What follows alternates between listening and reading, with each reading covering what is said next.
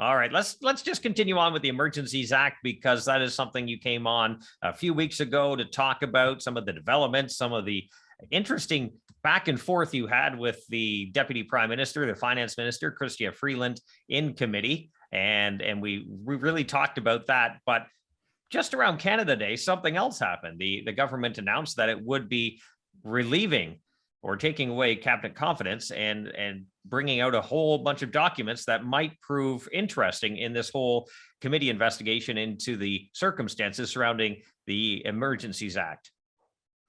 Yes, you're absolutely correct, Jamie. Everyone on the committee, the Emergencies Act committee, were quite optimistic that the position that the government took in terms of waiving cabinet confidentiality and cooperating as fully and transparent as possible with Justice Rouleau in his commission work that is yet to be started, but will be starting shortly. We were optimistic that the documentation that we had requested in the Emergencies Act Overview Committee would similarly receive that type of waiver. We have not received anything official yet from the government that sets that out.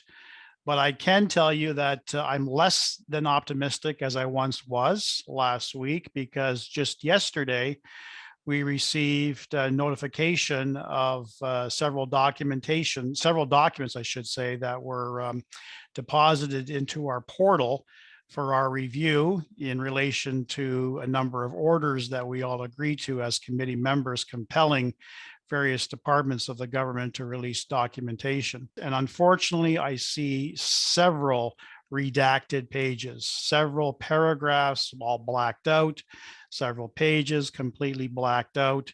So again, less than optimistic that the government is going to hold true in terms of its position that it's taken with Justice Rouleau.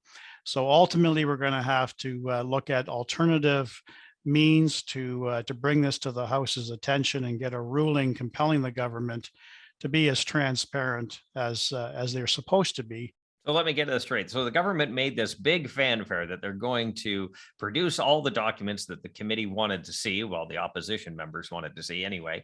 And it turns out, just on your quick look at the documents in front of you, that a lot of redacted sentences and paragraphs are quite evident in the papers, which probably, and I'm sure you'll find this out as you get into it, won't give you the exact information. You and other members of the committee trying to get to the bottom of why the government used the Emergencies Act to get rid of the protesters on Parliament Hill.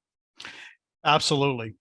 Again, all the government officials that we have interviewed so far, particularly the ministers, have made it abundantly clear that they will cooperate, with the caveat that there is solicitor-client privilege attached to some of the documents, and there's also cabinet confidentiality.